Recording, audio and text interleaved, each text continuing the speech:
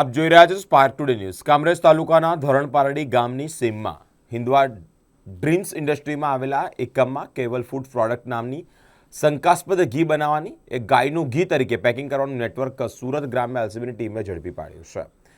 અનેક મુદ્દામાલ કબજે કર્યો છે। ટોટલ 52,79,761નો મુદ્દામાલ કબજે કરી કાયદેસરની કાર્યવાહી હાથ ધરવામાં આવી છે। પોલીસ મહાનિરીક્ષક શ્રી પ્રેમવીરસિંહ સાહેબ તથા પોલીસ અધિક્ષક શ્રી રાજેશ ગઢિયા સાહેબ નાઓએ વિસ્તારમાં ચાલતી ગેરકાયદેસર પ્રવૃત્તિઓ શોધી કાઢી કાયદેસર કાર્યવાહી કરવા માટે આપેલ સૂચના અનુસંધાને એલસીબીની ટીમ વિસ્તારમાં પેટ્રોલિંગમાં હતી।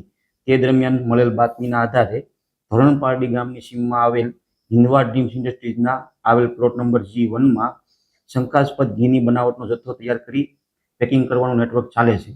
જે બાતમી અનુસંધાને સદર જગ્યા પર રેડ કરતા ત્યાં એકમના માલિક અંકિત કુમાર રાજેશ કુમાર મોદી નાઓ હાજર મળી આવેલ અને સદર જગ્યા પર તપાસ કરતા પામ ઓઇલ, શંકાસ્પદ બનાવેલ ઘી તથા વનસ્પતિજન્ય ઓઇલ તેમજ અન્ય મુદ્દામાલ મળી આવતા સદર જગ્યા પર ફૂડ એન્ડ ડ્રગ્સના અધિકારીઓને બોલાવી જરૂરી સેમ્પલિંગ લેવામાં આવેલ છે અને વધુ પૂછપરછ માટે લેબ ખાતે મોકલવામાં આવેલ છે।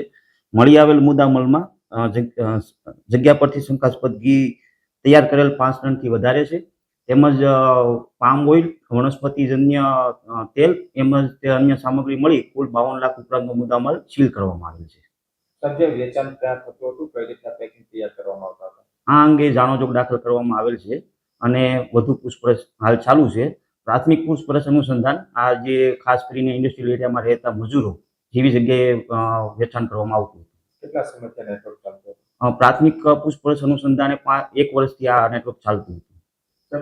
જે અંકિત છે મોદી એના સિવાય બીજા કોઈ એની અંદર સંડોવાયેલા છે? જે અંગે વધુ તપાસ ચાલુ છે।